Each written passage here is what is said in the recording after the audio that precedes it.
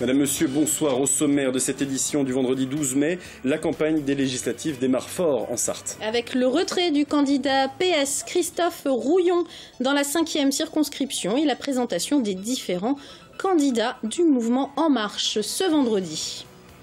Dans le reste de l'actualité, les agriculteurs manifestaient ce jeudi soir devant la préfecture du Mans pour lancer un appel au nouveau président de la République. Et puis une exposition photo à l'abbaye de l'Épau dans le cadre de la biennale culturelle départementale. Cette biennale, on en parle justement sur ce plateau avec Hélène Chedorge, directrice du centre culturel et directrice de la culture au conseil départemental de la Sarthe. Elle est notre invitée. Mais on ouvre ce journal avec ce coup de théâtre dans la campagne pour les législatives. Dans la 5e circonscription, Christophe Rouillon vient d'annoncer qu'il retirait sa candidature au profit du candidat En Marche, Willy Colin. Une décision difficile à prendre. Le maire de Coulannes était investi par son parti, le PS. Les affiches de campagne étaient prêtes à imprimer, nous a-t-il confié. Mais la menace d'un second tour entre l'extrême droite et les Républicains, ainsi que le faible score du PS au présidentiel, lui ont dicté ce choix. On l'écoute. Il faut construire cette majorité présidentielle. On a le Front National en embuscade. Voilà, aujourd'hui, ça rigole plus. Et moi, j'essaye d'avoir le sens de l'intérêt général. J'essaye d'effacer mon intérêt particulier, malgré une certaine forme peut-être de tristesse, mais qui sera surmontée très rapidement, parce que j'ai des mandats locaux qui m'épanouissent, et européens. Mais je pense qu'aujourd'hui, il faut quand même, on est dans une période difficile. L'élection d'Emmanuel Macron ne doit pas cacher la colère qui existe aujourd'hui, la défiance envers les élus. Et le Parti socialiste, justement, peut encore proposer une candidature. Le Conseil fédéral du PS va discuter avec En Marche ce week-end pour déterminer son choix final. Des discussions auront lieu pour savoir à quelles conditions le PS ne proposerait pas de candidat sur la 5e. Pour l'instant, cette circonscription est briguée officiellement par le maire de La Ferté-Bernard, le républicain Jean-Carl Grelier, qui a officialisé sa candidature ce vendredi. Il souhaite prendre la relève de Dominique Leméner, seul député sous la bannière Les Républicains en Sarthe à ce jour. Enfin, Cécile Ball de Gessé, représentante de Debout la République, est, elle, dans la course aux législatives dans le cadre d'un accord que le parti de Nicolas Dupont-Aignan a passé avec le Front National. Et qu'en est-il des marcheurs, Laure ? Eh bien, les 4 candidats de la République En Marche pour les législatives en Sarthe étaient présentés officiellement ce vendredi. Ils ont appris ce jeudi seulement leur investiture parmi les 428 candidats de la majorité présidentielle déjà nommés. Issus pour les 3/4 de la société civile, ils représentent la diversité du spectre politique, comme a pu le constater Michael Texier. Willy Colin est le candidat surprise sur la 5e circonscription. Journaliste local, il est classé à gauche et affrontera Jean-Carl Grelier des Républicains. À gauche, comme sa voisine Pascale Fontenelle, candidate sur la 3e circonscription, chef d'entreprise et ancienne sympathisante PS. Le PS, un adversaire comme les autres d'ailleurs, malgré la volonté du parti de compter dans la future majorité.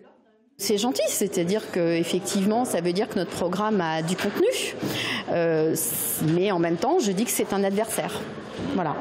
Et je suis une candidate En Marche avec un programme extrêmement clair et précis, notamment pour la réconciliation des villes et des campagnes, et que j'ai vraiment l'intention de porter. Tous les 4 ont fait acte de candidature spontanée, sauf Willy Colin que Marlène Schiappa est venue chercher. Au total, 16 000 postulants pour 428 désignés en France, représentant un large spectre de la société. Car en Sarthe comme ailleurs, aux côtés de la gauche, siège la droite. Damien Pichereau, candidat sur la 1re circonscription, est un ancien militant UMP.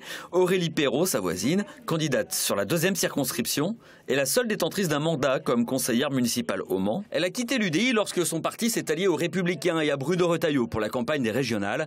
Dorénavant En Marche, elle affrontera un UDI. Samuel Chevalier a la double investiture UDI républicain. Le programme n'est pas non plus du tout celui d'En Marche. C'est un programme républicain plus qu'UDI d'ailleurs. Donc non, on n'est pas du tout sur les mêmes créneaux. 4 candidats En Marche pour 5 circonscriptions. Sur la dernière, celle où Stéphane Le Foll se porte lui aussi candidat, le mouvement n'investira, semble-t-il, personne. A priori, il y a un risque Front National qui est quand même assez important sur cette circonscription. Donc pour l'instant, on n'a pas positionné de candidat en face. Maintenant, la liste définitive, elle sera connue à la fin de la semaine prochaine. Donc il faudra avoir encore un peu de patience pour avoir le mot final. Mais a priori, je pense qu'on se dirige plutôt vers pas de candidat en face. Et puis Marlène Schiappa l'annonçait ce matin, au second tour en cas de triangulaire avec le Front National, En Marche se retirait au profit du candidat PS si celui-ci est mieux placé. Et sans transition, des confrontations musclées entre les agriculteurs sarthois et les forces de l'ordre ont eu lieu ce jeudi soir. Lors d'une manifestation à l'appel de la FDSEA et des JA, ils étaient environ 250 à rejoindre la préfecture du Mans au volant d'une cinquantaine de tracteurs pour adresser un avertissement à Emmanuel Macron. La filière va mal, il faut agir pour la sauver. Sur place, le reportage de Diane Lemoisson. Feux de benne et gaz lacrymogène, c'est d'emblée une relation de force qui s'instaure entre agriculteurs et nouveaux représentants de l'État. Quelques heures plus tôt, place des Jacobins, 250 exploitants et une cinquantaine de tracteurs se rassemblent à l'appel de la FDSEA et des jeunes agriculteurs de la Sarthe. Il s'agit de mettre un coup de pression à Emmanuel Macron. On a fort à craindre que le président attende le résultat des législatives pour vraiment se mettre au travail. Donc grosso modo, avant fin juin, on ne va pas faire grand-chose. Et franchement, les éleveurs, les agriculteurs français n'ont pas le temps d'attendre. Les industriels laitiers ont gagné beaucoup d'argent en 2016 et les producteurs se meurent dans leur exploitation. Moi, je suis désolé, l'argent, on n'attend pas des aides, on attend de vivre de la vente de notre lait et on estime qu'avec un meilleur partage de la valeur, ça devrait être possible. Des mesures vitales pour nos agriculteurs qui dénoncent une situation intenable. Il faut savoir qu'un producteur aujourd'hui, quelle que soit sa production, produit à perte. Ce qu'il faut simplement, en fait, c'est revoir la construction des prix et notamment en fait en partant d'un coût de production, on va après ajouter les coûts de transformation, les coûts de transport, les coûts de distribution, etc. pour finir à un prix consommateur. Mais plus l'inverse. Pas partir d'un prix bas dans le rayon et puis dire, voilà, il restera tant pour le producteur. Une délégation a été reçue par le préfet qui fêtait son anniversaire ce soir-là.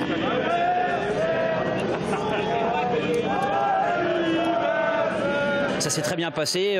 Monsieur le préfet nous a promis qu'il remonterait les informations à Monsieur Macron, à Monsieur le Président. Donc j'ai confiance en lui. Je suis sûr qu'il va le faire. On a posé un ultimatum. C'est pour nous à la rentrée de septembre. Il doit déjà y avoir des choses de mise en place. Si elles ne sont pas mises en place, on reviendra plus sévèrement.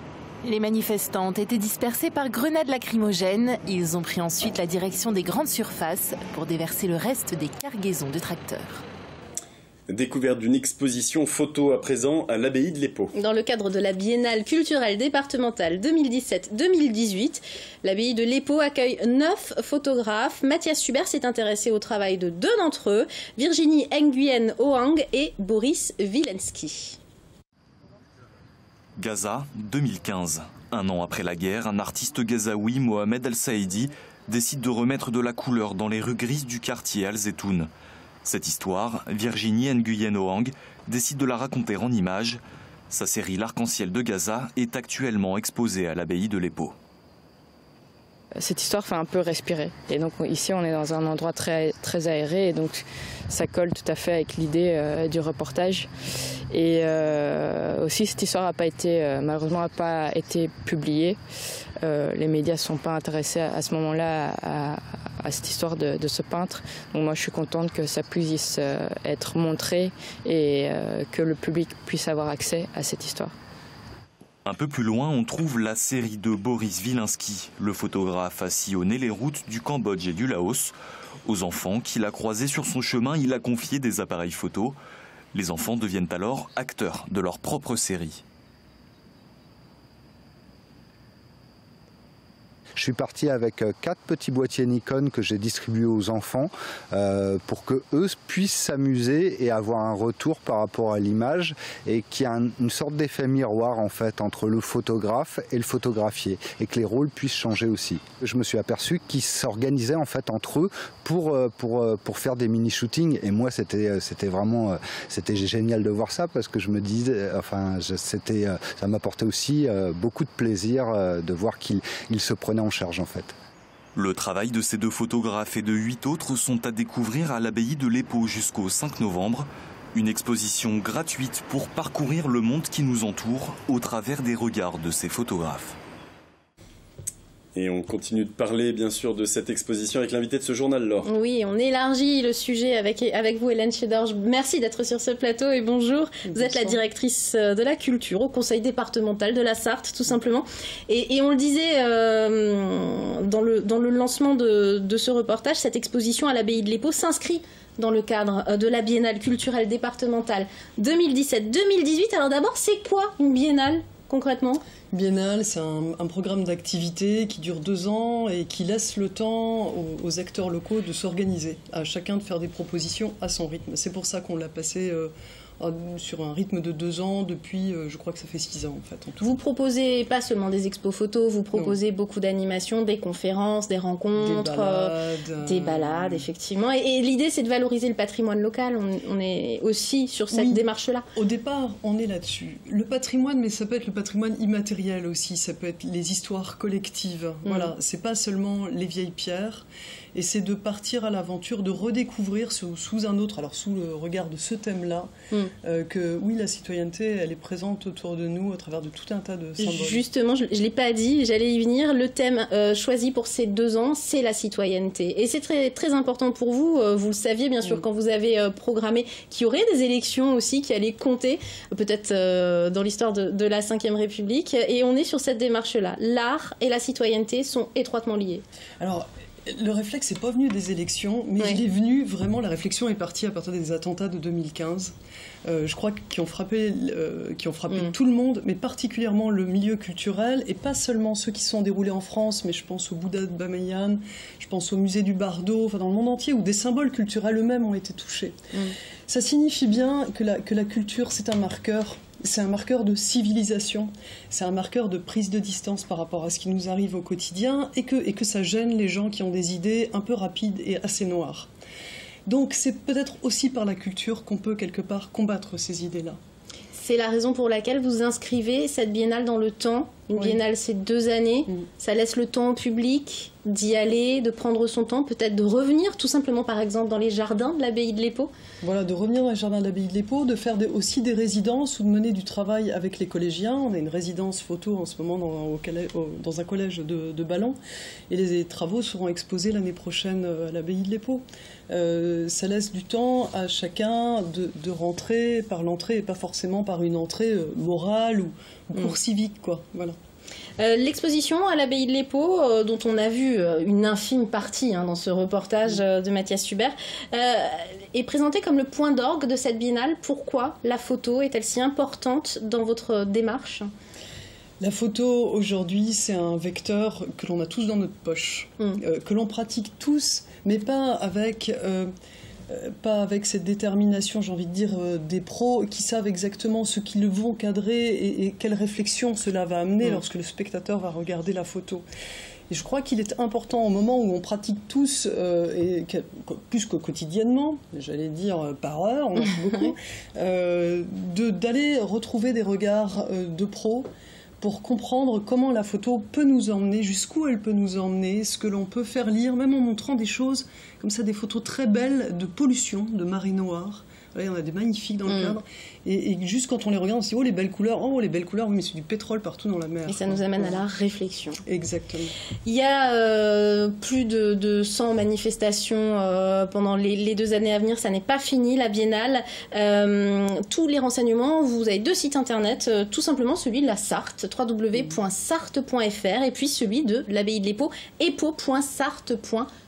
Merci 1000 fois d'être venu sur ce plateau pour terminer cette semaine en culture, Maxime. Tout à fait, et on continue d'ailleurs dans un instant dans le Face à la Rédac, on parlera de voyage cette fois-ci et d'un livre donc qui sort aux éditions Artaud. On en parle dans un instant, ce sera juste après la météo. Je ne dis rien, vous regarderez, en tout cas les seins de glace sont fausses puisqu'il fera très chaud, mais il y aura de la pluie. On en parle dans un instant, à tout de suite.